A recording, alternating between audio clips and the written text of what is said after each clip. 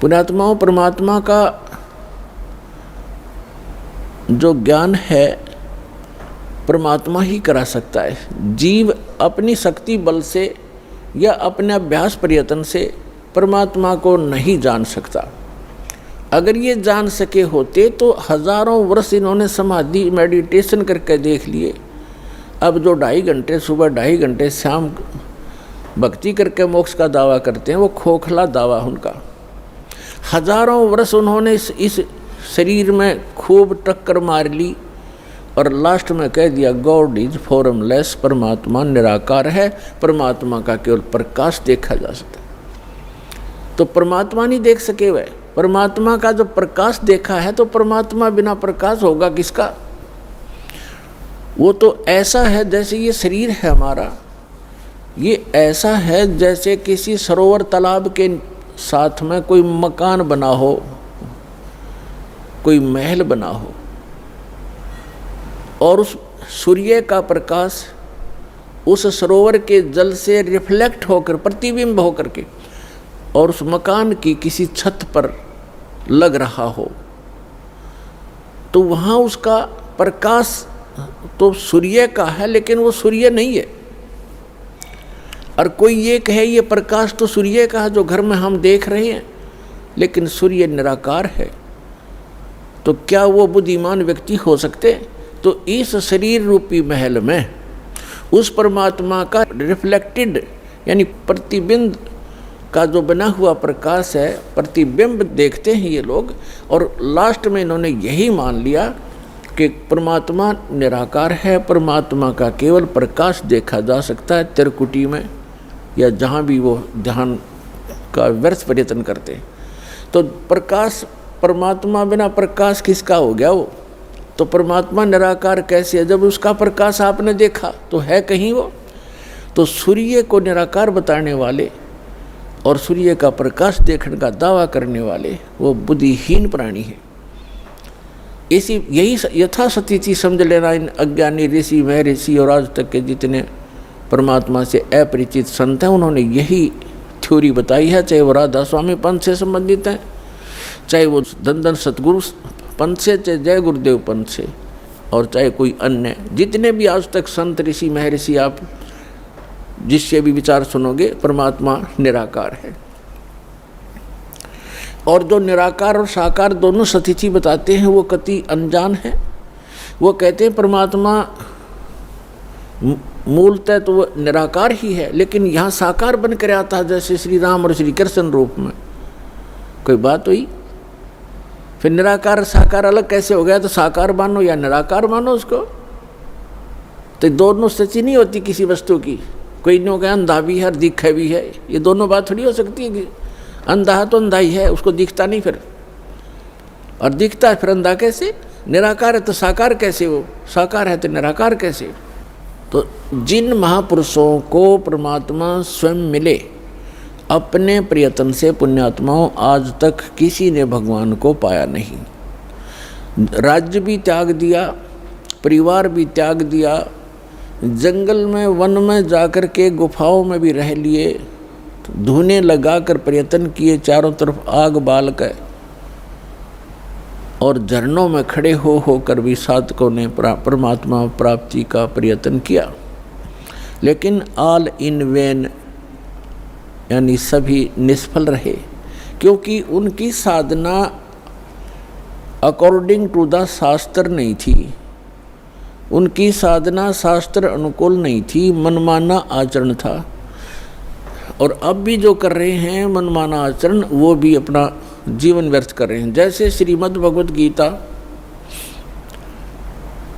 अध्याय नंबर 16 के श्लोक 23 और 24 में स्पष्ट किया है कि शास्त्र विधि को त्याग कर जो मनमाना आचरण करते हैं उनको न तो कोई सुख होता है, न उनकी गति परम गति होती है, और न ही उनका कोई कार्य सिद्ध होता है, उसको कोई सिद्धि भी प्राप्त नहीं होती, अर्थात यूजलेस, व्यर्थ। इसलिए गीता अध्याय नंबर 16 के श्लोक नंबर 24 में स्पष्ट किया है इससे तेरे लिए अर्जुन कर्तव्य और अकर्तव्य की व्यवस्था में सदग्रंथ ही प्रमाण है। सदग्रंथों के आधार से ही आप अपना कौन सी साधना करनी चाहिए, कौन सी ना करनी चाहिए, ये निर्णय कीजिए। किसी की दंत कथा लोकवेद पर विश्वास मत कीजिए। तो जितने भी ये कह रहे हैं कि परमात्मा निराकार है, वो एक कहीं रहता नहीं है, उसका कोई बॉडी नहीं है, परमात्मा बॉडीलेस है, तो ये सब भ्रमित हैं, इनको कतई ज्ञान नहीं अध्यात्म मार्ग का। और जिन महापुरुषों को परमात्मा आकर मिले वो स्वयं ही आकर मिले, उनका एक विधान है, वो ऐसी ही लीला करते हैं। वो ऐसी लीला करते ही करते हैं जैसे हमारे वेद प्रमाण करते हैं।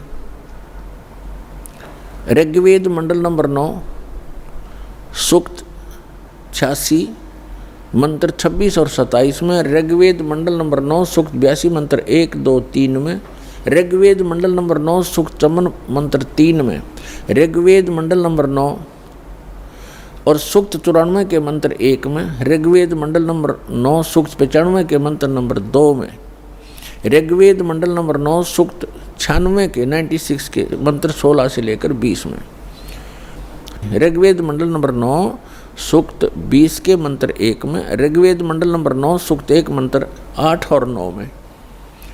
और भी अनेक स्थानों पर यह प्रत्यक्ष प्रमाण है कि परमात्मा ऊपर रहता है सतलोक में, तेजो में, लोक में, धाम में। वो एक पृथ्वी है जो स्वप्रकाशित है, वहाँ परमात्मा एक राजा के समान विराजमान है, सिंहासन पर, यानी तख्त पर, सिंहासन पर कहो, तख्त कहो, जैसे कहते थे ना दिल्ली के तख्त पर बाबर का राज्य इतने वर्ष तक रहा। तख्त माने सिंहासन, गद्दी। तो अनंत कोट ब्रह्मांड के कंट्रोलर के सिंहासन यानी तख्त पर वो परमात्मा राजा के समान विराजमान है, और वहाँ से गति करके आते हैं, अच्छी आत्माओं को मिलते हैं और उनको यथार्थ ज्ञान कराते हैं, अपने से परिचित कराते हैं। वो लीला कबीर परमात्मा ने, अल्लाहु अकबर ने, सच्चिदानंद घन ब्रह्म ने की है, जो काशी में 120 वर्ष तक जुलाहे की लीला करके सहस्री राय थे, सहस्री चले गए। अपने गुणों के अनुसार वो परमात्मा किन किन महापुरुषों को कलयुग में मिले, जो दास के नोटिस में है, नॉलेज में है। आदरणीय धर्मदास साहिब जी, आदरणीय मुल्कदास साहिब जी, आदरणीय दादू साहिब जी, आदरणीय नानक साहिब जी सिख धर्म के प्रवर्तक, आदरणीय गरीबदास साहिब जी गांव छुड़ानी जिला ददर हरियाणा वाले, आदरणीय गीसा दास जी गांव खेखड़ा जिला मेरठ उत्तर प्रदेश वाले, आदरणीय स्वामी रामानंद जी बनारस वाले, काशी वाले। इन महापुरुषों को वो परमात्मा अपनी लीला अनुसार, अपने गुणानुसार मिले और इनको सचखंड लेकर गए। धर्मदास जी को जब सचखंड लेकर गए, 3 दिन तक वो अचेत रहे, 3 दिन और 3 रात। ऐसे ही मुल्कदास जी को लेकर गए, वो भी 3 दिन तक अचेत रहे। ऐसे ही नानक जी को लेकर गए, सिख धर्म के प्रवर्तक को, 3 दिन तक वो लापता रहे। उनका शरीर कहीं जंगल में रख दिया, उनकी आत्मा को लेकर परमात्मा सचखंड गए। तीसरे दिन उनको वापस छोड़ा। वहाँ के उपस्थित व्यक्तियों ने सोच लिया था कि ये बेई नदी के अंदर जल में डूब गए हैं नानक जी, क्योंकि डुबकी लगाकर पानी से बाहर नहीं आए थे, स्नान करने के लिए डुबकी लगाई थी, वहाँ से अंतर्ध्यान हो गए थे। इसी प्रकार आदरणीय दादू साहिब जी को परमात्मा लेकर गए थे, 3 दिन तक वो भी अचेत रहे थे, 3 दिन 3 रात। और तीसरे दिन फिर आकर के परमात्मा ने उनकी आत्मा वापस डाल दी थी, वो सचेत हो गए थे। उसके बाद आदरणीय गरीबदास साहिब जी को भी परमात्मा दिन के 10 बजे मिले थे, खेतों में, जंगल में गौ चरा रहे थे वहाँ पर, तो वहाँ से लेकर गए थे। और उनको उसी दिन शाम को देर रात तक वापस छोड़ दिया था, उनको मृत जान करके चिता पर रख दिया गया था। चिता प्रज्वलित करने से पहले ही परमात्मा ने उनकी आत्मा को प्रवेश कर दिया बॉडी में और एकदम वो खड़े हो गए। इसी प्रकार आदरणीय गीसा दास साहिब जी भी 3 दिन और 3 रात तक ऐसे ही अचेत रहे थे और तीसरे दिन परमात्मा ने उनकी आत्मा को छोड़ा था। तो इसी प्रकार रामानंद जी भी कुछ घंटों तक ही परमात्मा के साथ ऊपर रहे थे, 5-6 घंटा, और फिर उनकी आत्मा को जो वापस छोड़ा तो वो परमात्मा के गवाह बने, साक्षी बने। तो पुण्यात्माओं, उनमें से आदरणीय गरीबदास साहिब जी गांव छुडानी, जिला झज्जर वाले, इनको परमेश्वर ने अपना यथार्थ ज्ञान पुनः दिया। वैसे तो अन्य महापुरुषों को भी बताया, लेकिन उस समय की वाणी जो है बीच में थोड़ी बहुत कोई रह जानी थी, इधर उधर पूरी संग्रहित नहीं हो पानी थी। तो गरीबदास जी के रूप में परमात्मा ने उस प्यारी आत्मा के माध्यम से अपना कंप्लीट ज्ञान दिया। और एक गोपाल दास नाम के एक दादूपंथी संत ने वो लिखी और गरीबदास जी बोला करते थे। ऐसे ही धर्मदास साहिब जी ने लिखी थी, परमेश्वर कबीर जी बोला करते थे। लेकिन इतने समय गुजर जाने के बाद उसमें मिलावट हो जाना स्वाभाविक था, इसलिए परमात्मा ने आदरणीय गरीबदास साहिब जी के द्वारा अपना यथार्थ ज्ञान पुनः प्रकट करवाया। और इसका प्रमाण उन्होंने पहले ही बोला था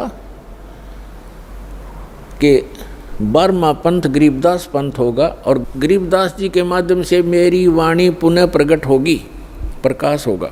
तो गरीबदास जी ने बताया है, हम सुल्तानी नानक तारे दादू को उपदेश दिया, जात जुलाहा भेद न पाया, यो काशी महे कबीर हुआ।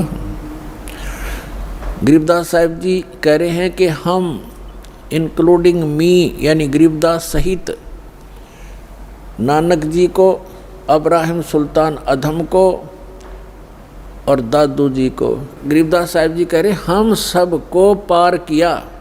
किसने? परमात्मा कबीर जी ने। और कौन है वो कबीर जी? जो धानक रूप में, जुलाहे रूप में काशी में 120 वर्ष तक रहे थे। वो परम अक्षर ब्रह्म, वो सत्य पुरुष, वो अकाल मूर्त हैं, वो शब्द स्वरूपी राम है। हम सुल्तानी नानक तारे दादू को उपदेश दिया, जात जुलाहा भेद न पाया, वो काशी महे कबीर हुआ। अनंत कोटि ब्रह्मांड का एक रति नहीं भारे, सतगुरु पुरुष कबीर हैं कुल के सिरजनहार। आदरणीय नानक साहिब जी ने कहा, जो गुरु ग्रंथ साहिब के पृष्ठ नंबर 24 पर अंकित है वाणी कि एक सवान दुई सवानी नाल भलके भोकाई सदा ब्यार, कूड़ छुड़ा जूठा मरदार, ये धानक रूप रहा करतार। तेरा एक नाम तारे संसार में, ए हो आस ए है आधार। और धानक रूप रहा करतार। फाई सूरत मलुकी वेश, ए ठगवाड़ा ठगी देश, खरा सियाणा भोता भारी, धानक रूप रहा करतार। परमात्मा सचखंड में लेकर गए आदरणीय नानक साहिब जी को।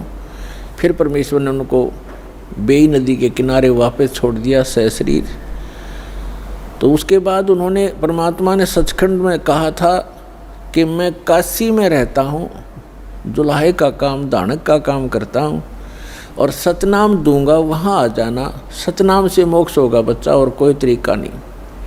तो नानक साहिब जी एक सुल्तानपुर शहर में एक नवाब के यहाँ मोदी खाने में नौकरी करते थे। वो नौकरी त्याग दी, सच्ची सरकार की नौकरी के लिए चल पड़े।